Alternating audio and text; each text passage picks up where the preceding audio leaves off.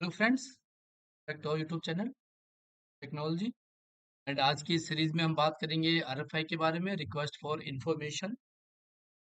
जैसे कि हमने पहले पुरानी वीडियोस में हमने बात की है, all the documents RFI, RFQ, RFP, DPR, उसी की एक ये कंटिन्यूस सीरीज है। आरएफआई आरएफआई कहाँ यूज होती है, क्यों यूज होती है, क्या क्या इंफॉर्मेशन हमें उसमें शेयर करनी पड़ती है वेंडर्स के साथ, ये सब हम इस वीडियो में जानेंगे। तो बने रहें इस वीडियो के साथ। And welcome back to YouTube channel versus Technology. Let's start.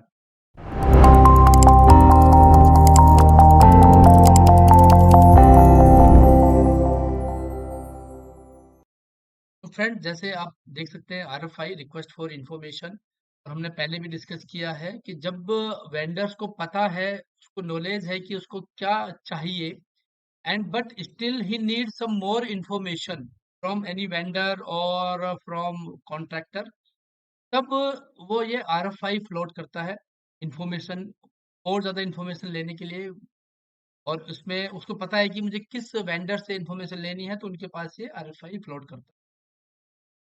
तो बेसिकली अगर मैं इसकी इन्फो एक अगर आप मैं इसकी डेफिनेशन की अगर मैं बात करूं, डेफिनेशन नहीं बोल सकते, एक ओवरव्यू की इसकी मैं अगर बात करूं, मैं आपको एक आपके लिए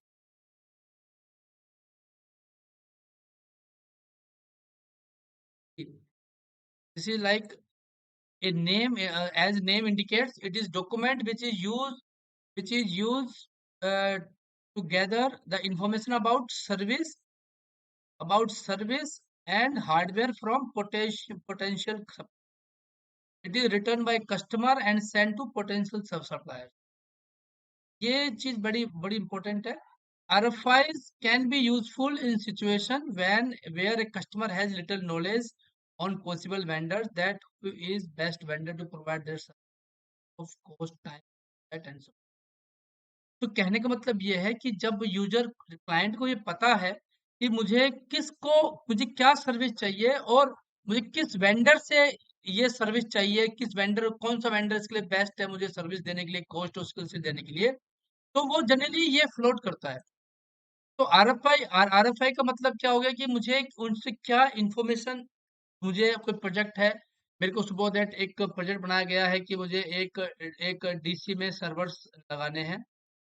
अब मुझे मुझे इन सर्वर्स की मेरे पास डिटेल्ड इंफॉर्मेशन तो है, डिटेल तो है, स्पेसिफिकेशन भी है, रिक्वायरमेंट भी है, बट स्टिल मुझे उसकी कॉस्टिंग, उसकी टाइम, उसकी स्पेसिफिकेशन, न्यू टेक्नोलॉजी अगर कुछ आई है तो कैसे होगी, उसकी अगर मुझे इंफॉर्मेशन चाहिए, तो मैं I can float RFI for the potential supplier. वो मुझे जो भी इंफॉर्मेशन है वो मेरे साथ शेयर कर लेगा, और मैं उसके बेस पे आगे की फर्दर में डीपीआर या आरएफपी के बेस पे मैं बना सकता हूँ। तो when we need to publish RFI, मैंने बताया जब आरएफआई क्या है, जब हमें किसी रिक्वेस्ट के लिए इंफॉर्मेशन के लिए रिक्वेस्ट करते हैं, वो आरएफआई होते हैं। और जब हमें कुछ पता है बट हमें उसके लिए मोर इन्फॉर्मेशन लेते हैं, तब हम आरएफआई को पब्लिश करते हैं। अब what information need to share, ये बड़ी इंपॉर्टेंट चीज है।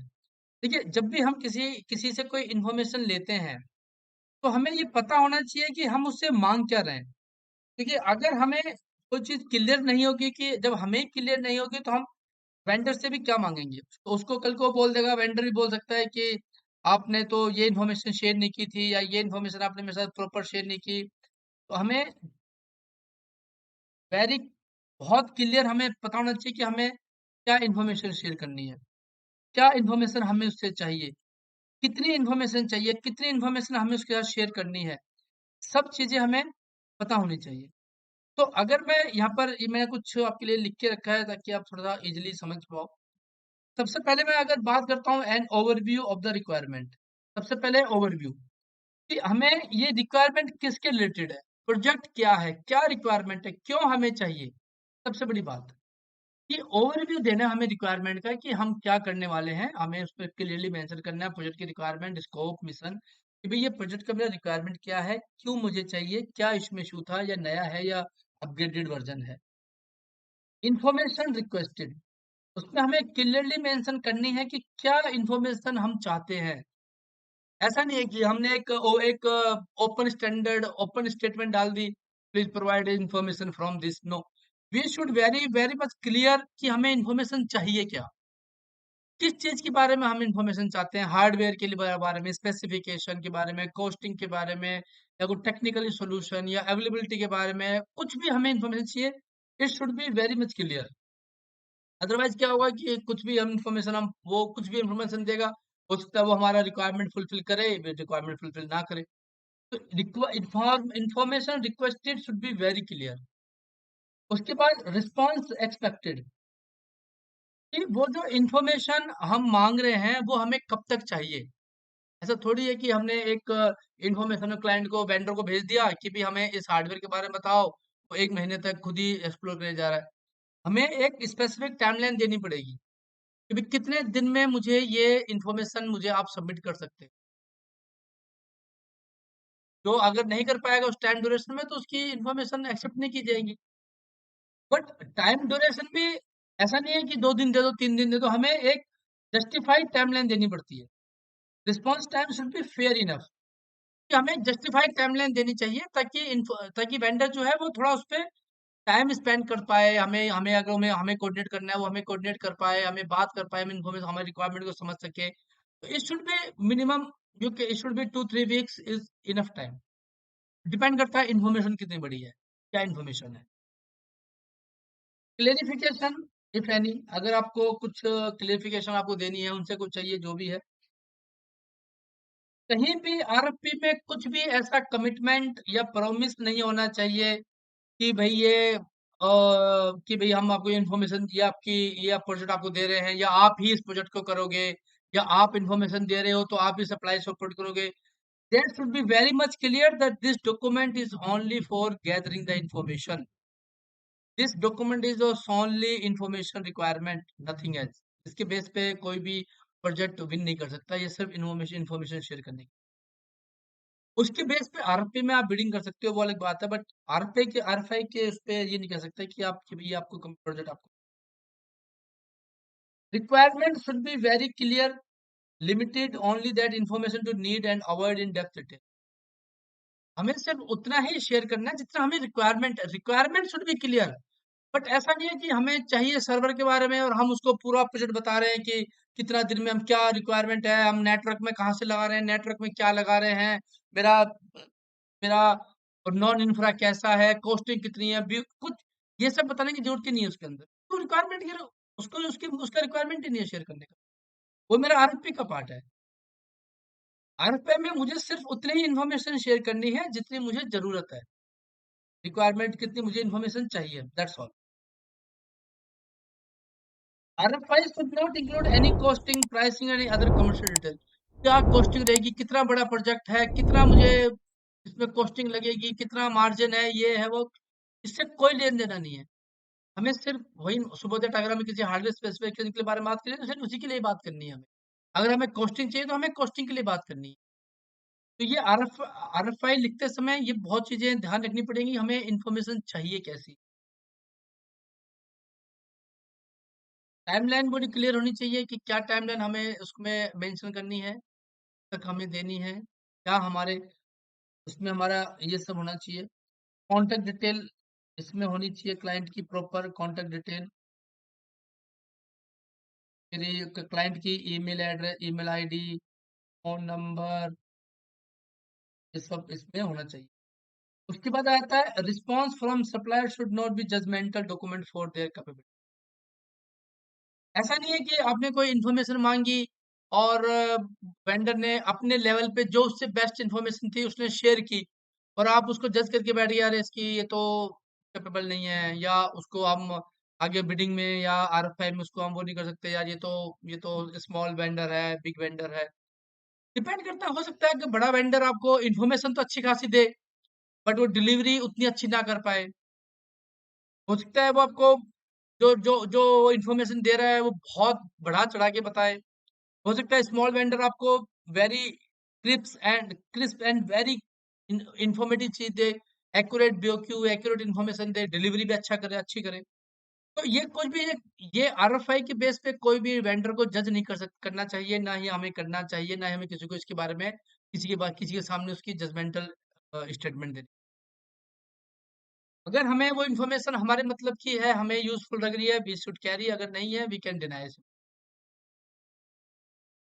डॉक्यूमेंट में हमें क्लाइंट को रीच आउट करने के लिए वेंडर के लिए प्रॉपर क्लाइंट का कॉन्टेक्ट डिटेल होनी चाहिए, proper mobile number, contact person, contact detail, contact timing, कब वो हमें कितने से कितने बजे तक हमारे ऑफिस में विजिट कर सकते हैं, कॉल कर सकते हैं, किस दिन हमारी छुट्टी होती है, वर्किंग डेज कौन से हैं, all this things they should be clear.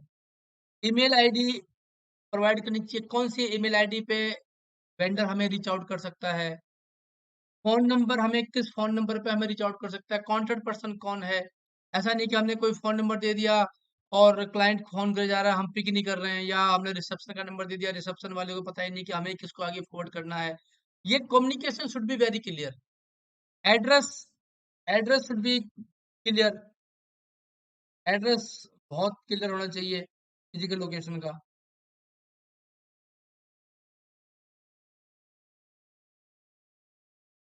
हमें उसको क्लियरली हमें उसको बताना है कि जो भी इंफॉर्मेशन शेयर करनी है, जो भी इंफॉर्मेशन शेयर करनी है वो ईमेल के थ्रू करनी है, और पोस्ट ऑन फिजिकल एड्रेस। बताना पड़ेगा कि हमें वो ईमेल के थ्रू शेयर करेगा या फिजिकल डॉक्यूमेंट भेजेगा पोस्ट के थ्रू, कैसे करेगा, सारी इंफॉर्मेशन शुड बी क्लियर। तो यही हमारा आरएफआई का पर्पज है, आरएफआई की रिक्वायरमेंट है। आरएफआई के जैसी एक और तब हम बोल सकते हैं कि एक डॉक्यूमेंट होता है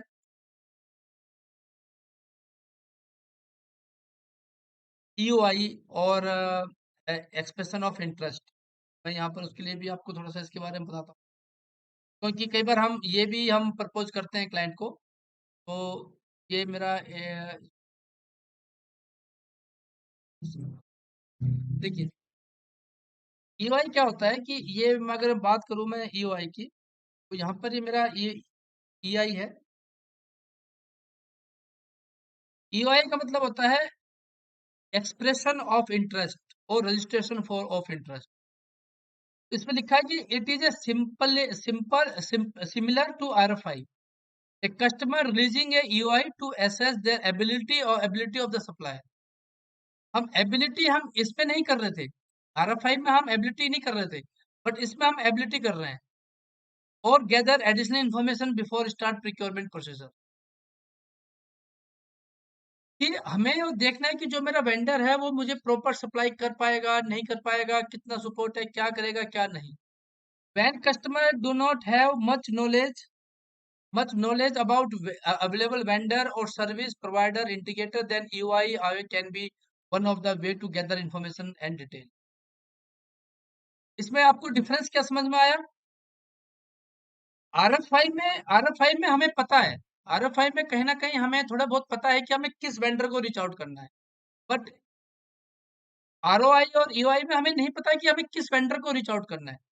तो हमें हमें do not much knowledge about very available vendors. हमें नहीं पता मार्केट में कौन वेंडर है मेरी जो मेरी रिक्वायरमेंट को फुलफिल कर पाए। उसके लिए हम एक्सप्रेशन ऑफ इंटरेस्ट निकालते हैं।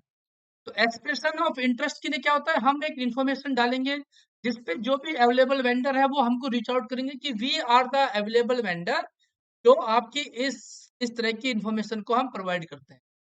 उस उसके लिए हम एक अलग से आरएफआई भी फ्लोट कर सकते हैं उनके लिए, या उसी में ईओआई में ही अपनी इंफॉर्मेशन शेयर भी कर सकते हैं, बट बेटर है कि पहले हम एक एक्सप्रेशन ऑफ एआई पे हम वेंडर्स की कैपेबिलिटी, अवेलेबिलिटी, एबिलिटी और इंफॉर्मेशन गैदर कर लें, उसके बाद हम उस पे फर्दर आरएफआई के थ्रू इंफॉर्मेशन गैदर करें। तो फ्रेंड्स, यही था एक छोटा सा वीडियो हमने इसे बनाने की कोशिश की है और समझाने की कोशिश की है कि आरएफआई क्या होती है, और अगर आपको कभी कोई इन्फॉर्मेशन लेनी है, क्लाइंट को लेनी है, तो व्हाट वी कैन प्रपोज। तो आई होप कि यू एंजॉय दिस वीडियो, और आपको ये वीडियो समझ में आई होगी, अच्छी लगी होगी, एंड मैं अपना जो मेरी कोशिश है मैं उसमें कामयाब रहूंगा बताने में आपको। तो friends, thanks for watching this video, and requesting you to please subscribe, like, share my YouTube channel, And thanks for your support and watching this video. Thanks. Take care.